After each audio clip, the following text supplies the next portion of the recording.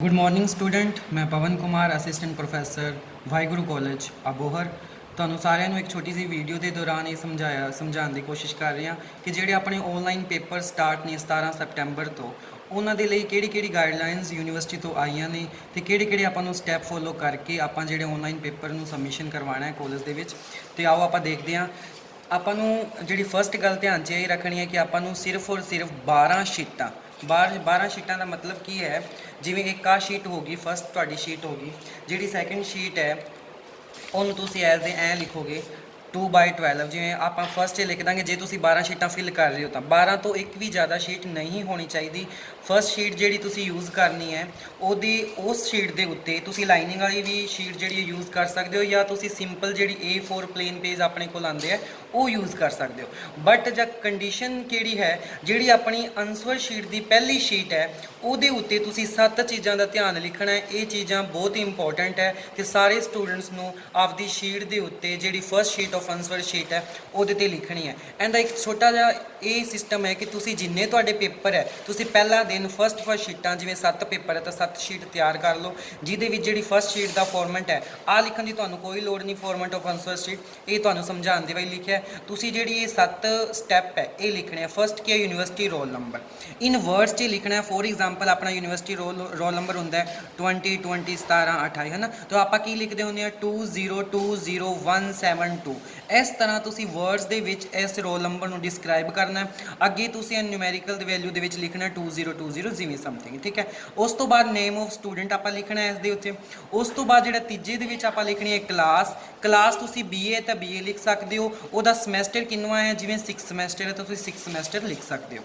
ਉਸ ਤੋਂ ਬਾਅਦ ਜਿਹੜੀ ਆਪਣੀ ਚੌਥੀ ਗੱਲ ਹੈ ਨੇਮ ਆਫ ਪੇਪਰ ਤੁਹਾਡਾ ਕਿਹਦਾ ਹੋ ਰਿਹਾ, ਇਲੈਕਟਿਵ ਪੰਜਾਬੀ ਹੈ, ਇੰਗਲਿਸ਼ ਹੈ, ਜਰਨਲ ਹੈ, ਜਾਂ BCom ਦਾ ਕੋਈ ਬੈਂਕਿੰਗ ਦਾ ਜਿਹੜਾ ਵੀ ਪੇਪਰ ਹੈ। ਉਸ ਤੋਂ ਬਾਅਦ ਐਗਰੀਕਲਚਰ ਸਟੂਡੈਂਟਸ ਹੈ ਉਹਨਾਂ ਦੇ ਲਈ ਐਗਰੋਨੋਮੀ ਹੈ, ਠੀਕ ਹੈ। ਕੋਈ ਪੋਮੋਲੋਜੀ ਦਾ ਪੇਪਰ ਹੈ, ਜਿਹੜਾ ਵੀ ਤੁਹਾਡਾ ਸਬਜੈਕਟ ਹੈ ਉਹ ਪੂਰਾ ਜਿਹੜਾ ਸਬਜੈਕਟ ਪੇਪਰ ਦੇ ਉੱਤੇ ਲਿਖਿਆ ਆਏਗਾ ਉਹਨੂੰ ਹੂਬਰੂ ਤੁਸੀਂ ਇਸ ਲਾਈਨ ਦੇ ਵਿੱਚ ਲਿਖਣਾ। ਉਸ ਤੋਂ ਬਾਅਦ ਕੋਡ ਆਫ ਪੇਪਰ ਹੈ, ਜਿਹੜਾ ਤੁਹਾਨੂੰ ਕੁਐਸਚਨ ਪੇਪਰ ਕਾਲਜ ਦੇ ਵੱਲੋਂ ਤੁਹਾਡੀ ਸਾਈਟ ਤੇ ਭੇਜਿਆ ਜਾਏਗਾ ਉਸ ਦੇ ਉੱਤੇ ਕੋਡ ਆਫ ਪੇਪਰ ਲਿਖਿਆ ਆਏਗਾ, ਤੁਸੀਂ ਉਵੇਂ ਦਾ ਉਵੇਂ ਇਸ ਦੇ ਉੱਤੇ ਲਿਖਣਾ ਹੈ। ਫੋਰ ਐਗਜ਼ਾਮਪਲ 1208 ਆਪਣਾ ਕੋਡ ਆਫ ਪੇਪਰ ਹੈ। ਉਸ ਤੋਂ ਬਾਅਦ total number of pages written by candidate. ਇਹਦਾ ਮਤਲਬ ਹੈ ਕਿ ਤੁਸੀਂ ਕਿੰਨੇ ਪੇਜ ਹੈ ਨਾ। ਸ਼ੀਟਾਂ ਆਪਣੇ ਕੋਲ ਪਿਛਲੀ ਵਾਰ ਜਦੋਂ ਆਪਾਂ ਇੱਥੇ ਪੇਪਰ ਦਿੰਦੇ ਹੋ, ਜਿਵੇਂ ਤੁਹਾਨੂੰ 32 ਸ਼ੀਟਾਂ ਦਿੰਦੇ ਸੀ, ਉਸ ਦੇ ਵਿੱਚ ਤੁਸੀਂ ਭਾਵੇਂ 10 ਭਰੋ ਚਾਹੇ 32 ਭਰੋ, ਕਿੰਨੀ ਮਰਜ਼ੀ ਭਰੋ ਹੈ ਨਾ, ਉਹ ਤੁਹਾਡੀ ਐਜ਼ ਯੂ ਵਿਸ਼ ਤੁਸੀਂ ਭਰ ਸਕਦੇ ਹੋ। ਬਟ ਇਹਦੇ ਵਾਸਤੇ ਆਪਣਾ ਇੱਕ ਦਾਇਰਾ ਹੈ ਕਿ ਤੁਸੀਂ 12 ਸ਼ੀਟਾਂ ਤੋਂ ਵੱਧ ਸ਼ੀਟ ਨਹੀਂ ਯੂਜ਼ ਕਰ ਸਕਦੇ। ਫੋਰ ਐਗਜ਼ਾਮਪਲ ਜੇ ਕੋਈ ਇੰਟੈਲੀਜੈਂਟ ਸਟੂਡੈਂਟ 12 ਭਰਦਾ ਤਾਂ ਉਹ 12 ਲਿਖ ਸਕਦਾ ਹੈ। ਨੋਰਮਲ ਕਿਸੇ ਨੇ 10 ਭਰਨੀ ਤਾਂ 10 ਵੀ ਭਰ ਸਕਦਾ ਹੈ, 5 ਭਰਨੀ ਤਾਂ 5 ਭਰ ਸਕਦਾ ਹੈ। ਬਟ ਆਪਾਂ ਨੂੰ ਪਹਿਲਾਂ ਸ਼ੋਅ ਕਰਨੀ ਪਏਗੀ ਵੀ ਮੈਂ ਜਿਹੜੀ ਆਨਸਰ ਸ਼ੀਟ ਹੈ ਜਾਂ ਕੁਐਸਚਨ ਨੂੰ ਜਿਹੜਾ ਖਤਮ ਕੀਤਾ ਹੈ ਉਹ ਕਿੰਨੀ ਸ਼ੀਟਾਂ ਦੇ ਵਿੱਚ ਕੀਤਾ ਹੈ। ਤੇ ਇਸ ਤੋਂ ਬਾਅਦ ਜਿਹੜਾ ਲਾਸਟ ਪੁਆਇੰਟ ਇਹਦੇ ਵਿੱਚ ਹੈ ਡੇਟ ਆਫ ਐਗਜ਼ਾਮ।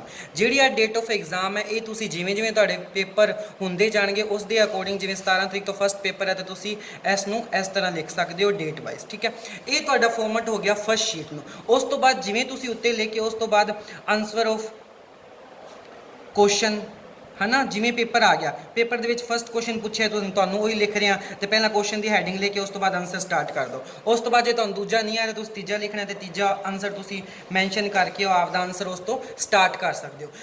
ਕੁਐਸਚਨ ਕਿੰਨੇ ਕਰਨੇ ਹੈ, ਕਿਹੜੇ ਨਹੀਂ ਕਰਨੇ, ਉਹਦੀ ਸਾਰੀ ਡਿਟੇਲ ਆਪਣੇ ਕੋਲ ਜਿਹੜਾ ਪੇਪਰ ਤੁਹਾਨੂੰ ਕਾਲਜ ਦੇ ਵੱਲੋਂ ਜਿਹੜੇ ਡੇਟ ਆਫ ਐਗਜ਼ਾਮ ਦੇ ਵਿੱਚ ਭੇਜਿਆ ਜਾਏਗਾ ਉਸ ਦੇ ਉੱਤੇ ਸਾਰਾ ਮੈਂਸ਼ਨ ਹੋਏਗਾ। ਉਸ ਅਕੋਰਡਿੰਗ ਹੀ ਤੁਸੀਂ ਪੇਪਰ ਨੂੰ ਸੋਲਵ ਕਰਨਾ ਹੈ। ਇਹ ਗੱਲ ਹੋਈ ਤੁਹਾਡੀ first sheet of answer.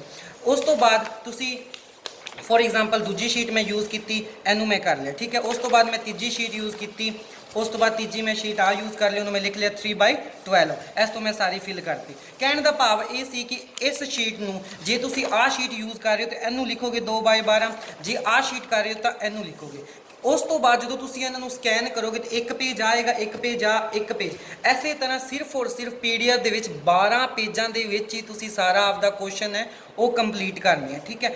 But ਜਦੋਂ ਤੁਸੀਂ ਕਾਲਜ ਦੇ ਵਿੱਚ ਭੇਜੋਗੇ ਤਾਂ ਜਿਹੜਾ ਤੁਹਾਡਾ PDF ਫਾਈਲ ਹੈ ਜਿਹੜੀ ਤੁਸੀਂ ਆਨਸਰ ਸ਼ੀਟ ਦੀ, ਉਸ ਦੇ ਉੱਤੇ ਜਿਹੜਾ ਪਹਿਲਾ ਪੇਜ ਲੱਗੇਗਾ ਉਹ ਬੱਚੇ ਦਾ ਜਿਹੜਾ ਵੀ ਐਡਮਿਟ ਕਾਰਡ ਹੈ ਉਹਨੂੰ ਸਕੈਨ ਕਰਨਾ ਤੁਸੀਂ ਹਰ ਇੱਕ ਪੇਪਰ ਦੇ ਲਈ ਵੱਖਰਾ, ਠੀਕ ਹੈ। ਫੋਰ ਐਗਜ਼ਾਮਪਲ ਇਹਦੀ ਮੈਂ ਫੋਟੋ ਖਿੱਚੀ ਜਿਹੜੀ ਤੁਹਾਡੇ ਫਾਈਲ ਮੈਨੇਜਰ ਦੇ ਵਿੱਚ ਪਹੁੰਚ ਗਈ। ਉਸ ਤੋਂ ਬਾਅਦ ਮੈਂ 12 ਸ਼ੀਟਾਂ ਜਿਹੜੀ ਮੈਂ ਆਨਸਰ ਕੀਤੀ ਉਹਦੀ ਫੋਟੋ ਖਿੱਚ ਲਈ। ਉਸ ਤੋਂ ਬਾਅਦ ਇੱਕ ਕੈਮ ਸਕੈਨਰ ਨਾਮ ਤੋਂ ਐਪ ਆਉਂਦੀ ਹੈ, ਉਹਨੂੰ ਤੁਸੀਂ ਪਲੇ ਸਟੋਰ ਦੇ ਵਿੱਚੋਂ ਡਾਊਨਲੋਡ ਕਰ ਸਕਦੇ ਹੋ। ਉਸ ਤੋਂ ਬਾਅਦ ਇਹ ਫੋਟੋਆਂ ਖਿੱਚ ਕੇ ਇੱਕ ਸਿੰਪਲ ਜੀ PDF ਫਾਈਲ ਤੁਸੀਂ ਬਣਾ ਕੇ ਉਸ PDF ਫਾਈਲ ਨੂੰ ਜਦੋਂ ਤੁਸੀਂ ਸੇਵ ਕਰੋ ਉਸ ਦੇ ਵਿੱਚ ਤੁਸੀਂ ਨਾਮ ਫੋਰ ਐਗਜ਼ਾਮਪਲ ਤੁਸੀਂ ਪਵਨ ਲਿਖਣਾ। ਉਸ ਤੋਂ ਬਾਅਦ ਤੁਹਾਡਾ ਜਿਹੜਾ ਯੂਨੀਵਰਸਿਟੀ ਰੋਲ ਨੰਬਰ ਹੈ 1728324, ਜਸਟ ਐਨੀ ਕੋਈ ਇਨਫੋਰਮੇਸ਼ਨ ਤੁਸੀਂ PDF ਫਾਈਲ ਦੇ ਵਿੱਚ ਜਦੋਂ ਸੇਵ ਕਰੋ ਉਦੋਂ ਲਿਖ ਦਿਓ, ਤਾਂ ਉਸ ਤੋਂ ਬਾਅਦ ਤੁਸੀਂ ਕਾਲਜ ਨੂੰ ਭੇਜ ਦਿਓਗੇ। ਠੀਕ ਹੈ, ਇਹ ਆਪਣੇ ਕੋਲ ਸਾਰੀ ਗਾਈਡਲਾਈਨ ਸੀ ਵੀ ਕਿਵੇਂ ਤੁਸੀਂ ਆਪਦੇ ਕੁਐਸਚਨ ਪੇਪਰ ਨੂੰ ਜਿਹੜਾ ਕਿ ਸੋਲਵ ਕਰਕੇ ਤੁਸੀਂ ਆਨਸਰ ਕਰਕੇ ਕਾਲਜ ਨੂੰ ਭੇਜਣਾ ਹੈ। ਠੀਕ ਹੈ, ਤੇ ਟਾਈਮ ਜਿਹੜਾ ਤੁਹਾਡੇ ਕੋਲ 2 ਹੋਰਸ ਜਿਹੜੇ ਹੈ ਉਹ ਪੇਪਰ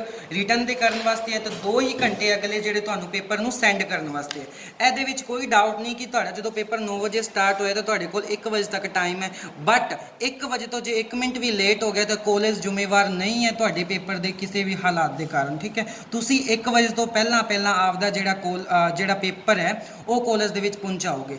ਇੱਕ ਅਲੱਗ ਤੋਂ ਗੱਲ ਤੁਹਾਨੂੰ ਦੱਸ ਦਈਏ ਜਿਹੜੀ ਕਿ ਸਾਰੇ ਸਟੂਡੈਂਟ ਲਈ ਜ਼ਰੂਰੀ ਹੈ, ਕਿਉਂਕਿ ਕੁਝ ਸਟੂਡੈਂਟ ਕੀ ਹੁੰਦੇ ਆ ਪਿੰਡਾਂ ਦੇ ਵਿੱਚੋਂ ਹੁੰਦੇ ਆ ਤੇ ਉਹਨਾਂ ਦੇ ਪਿੰਡ ਦੇ ਵਿੱਚ ਨੈਟਵਰਕ ਦੀ ਬਹੁਤ ਪ੍ਰੋਬਲਮ ਹੈ। ਉਹ ਬੱਚੇ ਜਿਹੜੇ ਸਕੈਨਰ ਨਹੀਂ ਯੂਜ਼ ਕਰ ਸਕਦੇ ਜਾਂ ਕਿਸੇ ਕੋਲ ਫੋਨ ਨਹੀਂ ਹੈਗਾ ਤੇ ਬਿਲਕੁਲ ਹੀ ਮਤਲਬ ਕੋਈ ਇਲਾਜ ਨਹੀਂ ਹੈ, ਤਾਂ ਉਹ ਕੀ ਕਰ ਸਕਦਾ ਆਪਦੀ ਆਨਸਰ ਸ਼ੀਟਾਂ ਨੂੰ ਮਤਲਬ ਰਿਟਨ ਲਿਖ ਕੇ ਉਸ ਤੋਂ ਬਾਅਦ A4 ਜਿਹੜਾ ਸਾਈਜ਼ ਦਾ ਇਨਵੈਲਪ ਹੈ ਯੈਲੋ ਕਲਰ ਦਾ, ਇਸ ਦੇ ਵਿੱਚ ਆਪਦੀ ਸ਼ੀਟਾਂ ਨੂੰ ਜਿਹੜੀ 12 ਸ਼ੀਟਾਂ ਵਿਦ ਐਡਮਿਟ ਕਾਰਡ ਜਿਵੇਂ ਆਪਾਂ ਸਕੈਨ ਦੇ ਵਿੱਚ ਡਿਸਕ੍ਰਾਈਬ ਕੀਤਾ ਸੀ ਉਹਨੂੰ ਇਹਦੇ ਵਿੱਚ ਪਾ ਕੇ ਇਸ ਤੇ ਗਮ ਲਾ ਕੇ ਇਹਨੂੰ ਪੂਰਾ ਬੰਦ ਕਰਕੇ ਉਸ ਤੋਂ ਬਾਅਦ ਤੁਸੀਂ ਲਿਖੋਗੇ ਫਾਈਨਲ, ਇਸ ਦੇ ਉੱਤੇ ਐਂ ਲਿਖਣਾ ਹੈ ਫਾਈਨਲ ਆਨਸਰ ਸ਼ੀਟ।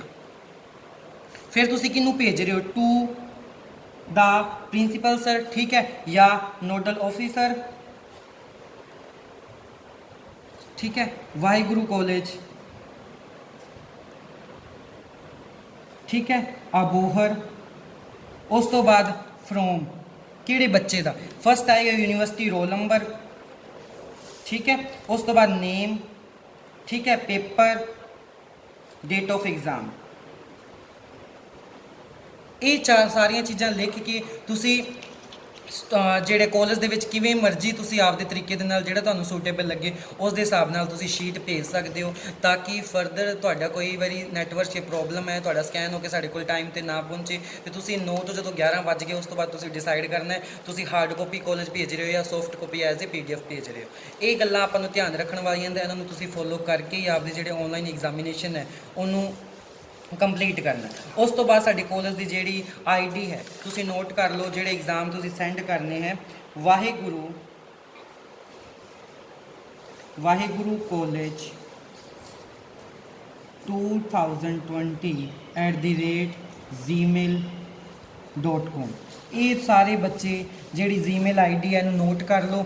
ਜਦੋਂ ਆਨਸਰ ਸ਼ੀਟ ਤੁਹਾਡੇ ਕੋਲ ਤੋਂ ਪੇਪਰ ਆ ਗਿਆ ਉਸ ਦੇ ਫਰਦਰ ਤੁਸੀਂ ਜਿਹੜੀ ਆਨਸਰ ਸ਼ੀਟ ਹੈ ਉਹ ਇਸ ਮੇਲ ID ਦੇ ਵਿੱਚ ਤੁਸੀਂ ਭੇਜਣੀ ਹੈ, ਠੀਕ ਹੈ, ਜਾਂ ਤੁਹਾਨੂੰ ਜਿਹੜੇ ਵੀ ਤੁਹਾਡੇ ਟੀਚਰ ਆ ਉਹਨਾਂ ਨਾਲ ਕੰਸਰਨ ਕਰਕੇ ਜੇ ਤੁਹਾਡਾ ਕੋਈ ਗਰੁੱਪ ਬਣਿਆ ਤੁਸੀਂ ਉਹਨਾਂ 'ਚ ਸੈਂਡ ਕਰ ਸਕਦੇ ਹੋ ਟੀਚਰ ਨਾਲ ਡਿਸਕਸ ਕਰਕੇ। ਬਾਕੀ ਜਿਹੜੀ ਇੱਕ ਆਫੀਸ਼ੀਅਲ ਸਾਈਟ ਹੈ ਕਾਲਜ ਦੀ ਇਸ ਦੇ ਉੱਤੇ ਤੁਹਾਡਾ ਪੇਪਰ ਆਉਣਾ ਚਾਹੀਦਾ ਹੈ ਵਿਦ PDF। ਮੈਂ ਤੁਹਾਨੂੰ ਦੱਸਤਾ ਸਿੱਧੀ PDF ਕਿਸੇ ਨੇ ਸੈਂਡ ਨਹੀਂ ਕਰਨੀ, ਉੱਤੇ ਤੁਹਾਡਾ ਜਿਹੜੀ PDF ਫਾਈਲ ਸੇਵ ਹੋਏਗੀ ਉਸ 'ਤੇ ਤੁਹਾਡਾ ਨੇਮ ਤੇ ਰੋਲ ਨੰਬਰ, ਯੂਨੀਵਰਸਿਟੀ ਦਾ ਰੋਲ ਨੰਬਰ ਜਾਂ ਕਲਾਸ, ਇਹ 3 ਚੀਜ਼ਾਂ ਤੁਸੀਂ ਲਿਖੀ ਹੋਣੀ ਜ਼ਰੂਰੀ ਹੈ ਤਾਂ ਕਿ ਸਾਨੂੰ ਇੱਕ ਇੱਕ ਕਰਕੇ PDF ਦੇਖਣ ਦੀ ਲੋੜ ਨਾ ਪਵੇ, ਸਾਨੂੰ ਸਿੱਧਾ ਹੋ ਜਾਵੇ ਵੀ ਇਸ ਬੱਚੇ ਦੀ PDF ਆ ਗਈ, ਠੀਕ ਹੈ।